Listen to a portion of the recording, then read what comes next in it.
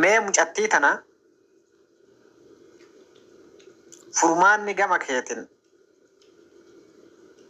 sirraa argatuu dandeenyu kaa'uu dandeenyu ati furmaanni mucattii tana gochuu dandeenyu hin jira jettee yaada karaa isii tasgabbeessuun.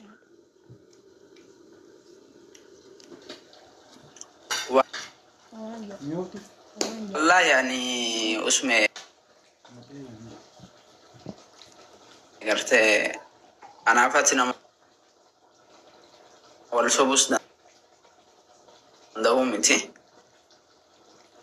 نينغارته yoo suuraa kiyyallee fayyadamuu dhiiftee waa'ee kiyyallee haasa'uu dhiiftee sanboodatti wayita isiin ofii isiitii of jaalalte jettee dhaqee waan jiru hundaa itti himaa kan jedhudha jechuudha. Jaalattus dhiiftus gaafsan. Yaa miira jaalalaa kana keessaa baatee nama tasgabbaayaa taate uf dhaggeeffattee ofit deebitee gaafa isiin jette kalaallu ta'a malee akkanumatti miiruma isii kanaan ol kaane kana sani jechuu hin dandeenyu. Sababni isaa agartee anilleen amma sa'aa kanatti waan biraa keessa jira malee waa'ee jaalalaa keessa hin jiru. Ammas immoo ani wanni Oromoon hundi akka beektu barbaadu ani nama jaalala biraa keessa jirudha. Nama lafa jiru osoo taate hamma tokko hubachuu fi danda'a. Of durattuu beeku, of durumattuu shakkiidha. Yookiin kadidamu ta'a, yookiin immoo agartee waan Rabbi godhu Rabbiin irratti eeyna. Kana gisee of duratti ilaallatee jaaladha jechaan jiru. Of duratti waan Rabbi godhu. Miira biraa keessa jirtaa jechuun miira jaalalaa nama biraa wajjin hanxaaxaamaa jirta. Jidduu kanatti nama biraa keessummeessuu hin dandeettu jechuudha. Yoo garuma fuulduraatittuu iyyuu Aideebi asmisha hin booyini kottu waan jiru yaada irraa fudhaa jirra malee ammatti murree murteessaan jiru nuti warri jaarsota jidduu keessan gara dhugaa jiru laalee murteessuu dandeenya waan ta'eef kottu mucatti hin booyiniiti. Akka hin boonne mucatti jibban jedhani booda laalaa jedheen. Kottu asmisha furmaata bareeda kaa'aa jira iyyuu gara bareeda deemaa jira amma. Booyillaan dhaggeeffatu tokkoffaa irratti amma nuti yaada fuudhaa jirra malee inni illee si jibbee si ari'aa akkas hin jenne.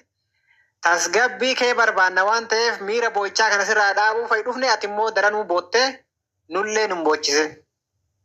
Nu durumaayyuu miira boo'ichaa kee kana dadhabne waan kana furmaata godhuuf asitti walitti qabamne. Namni 5,000 meeqaa kunillee waan kanaafuu as ta'a.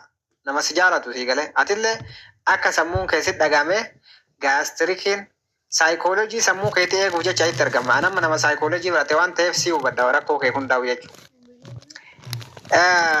Nama akka nama agartee namaa hubatu tokkotti saayikoolojii isii eeguun intala shamaraati waan ta'eef barbaachisaadha. Mucattiin tuni maaliif haala amma deemtu kanaan maraachuu dandeetti, uf ajjeesuu dandeetti, waan biraa ta'uu dandeetti. Intala shamaraati waan ta'eef nama jaalaan qabame. Usmi ifama yeroo tokko bar mucaani zammile akka satitti fixee jira bar mucatti rufuma miira keessa galte malee wanti Rabbii kanaa hin beekamu yookiin jaalachuu mala miira ofii haadhee idduu intala dhalaati ufaatas gabbeessitu ufitti deebitee ufumaayyuu ufumaayyuu ufaatas gabbeessitu jedhe bar mucaa fixee jira yookiin jaalachuu mala jedhe Kottu asmisha. ol deebisaati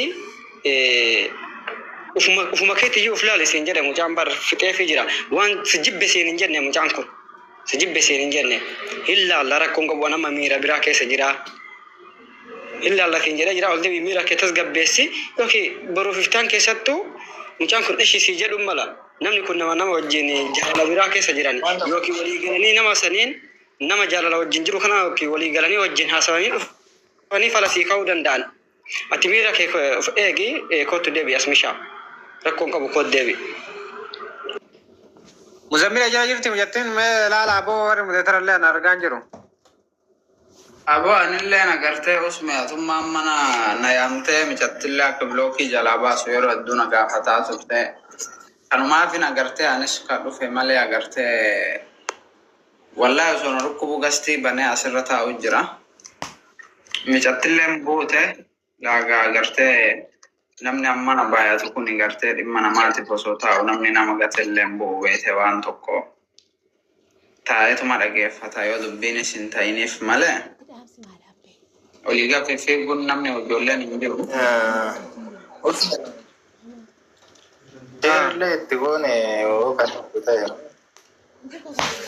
amma waan tokkoon waddaan immoo asirratti namni tokko sirriidha yaada deebii gabaabaa Muzammil kennee jira. Akka nama tokkootti tasgabbaa'ee miira keessa jirtu keessaa bahii sana booda anuu ofiisi jaallachuu hin danda'a. Garuu amma bakki isii jirtu kun sirriidha. Ani nam tokko jaallatamuu danda'a. Dhufee viidiyoo gubbaa kanarratti nama 5,000 jaaluun duratti sin jaalladha deebii jedhu namaa deebisuu dhiisuu danda'a.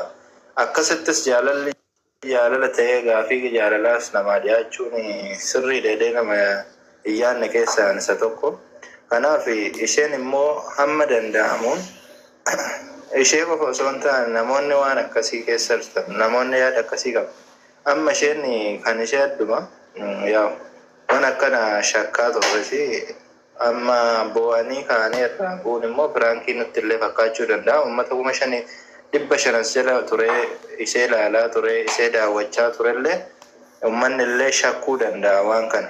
Uummata akkasitti dhufee dhaggeeffachaa jiru deebiin dhimmi kun akka dubbatamee xumurumuu fi eegaa ture callisanii akkasitti irraa bu'uun illee amma sirrii miti deeta yaada.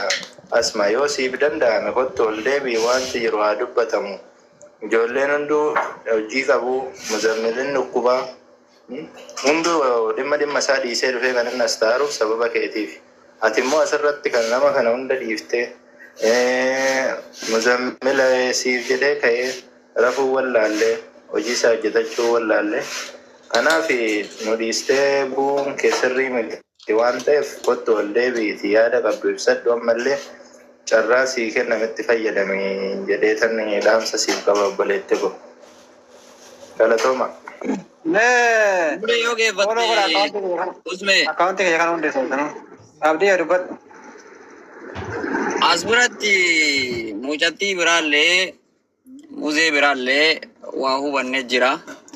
Dhugaa yoo dubbanne Muzammil nama jaalatullee hin qabaan dhaanlee beeyna garuu mucattii tana amma hawaasni bal'aa kana gaafa silaalu beeta namni keessi isiititti dhugaaf haa ta'uu sobaaf haa ta'uu mucattii tun as wayii muudatamee miira jaalalaa ta'ee gizee mara miidiyaa kanarratti boottii yookaan mootu mucattii matana iyyuu keessaan awwala asoshisee Muzammil waan miidha isaanii ragaa guutuu nutti arganne isinis na jalaan dubbatu ture minaaman jedhaa turte Muzammilis asoshisee beeku bade maalafa kaatee jaalalli isii qabe. Mucattii tana Muzammil yookaan ammoo shamara wayii ta'ee qamisii itti goonee giddiin itti finnu yookaan ammoo jaalalli kennaadha. Muzammil mucattii tana isiin jaalatteef jaalachuu hin danda'u siigala. Furmaanni mucattiin tun jettee asirraa bootte Muzammil yoo hin jaalatini furmaanni itti dhaabatan. Hin gabaabna. Maali beektaa furmaanni jiru? Tokkoffaa irratti hawaasni kunillee hubateetiin jira. Mucaan akka nama tokkootitti furmaata kaa'uuf haa galatamu nu dhaga'ee bakka kanatti argameetiin hin jira. Garuu immoo mucattiin waan kana gartee miirri amma yeroo ammaa kanatti miira fi jaalalaayyuu addan beekan. Fakkeenyaaf miira fi jaalala jechuun garagara. Amma Oromoon waan kanallee adda baaftee beekuu hin dandeettu.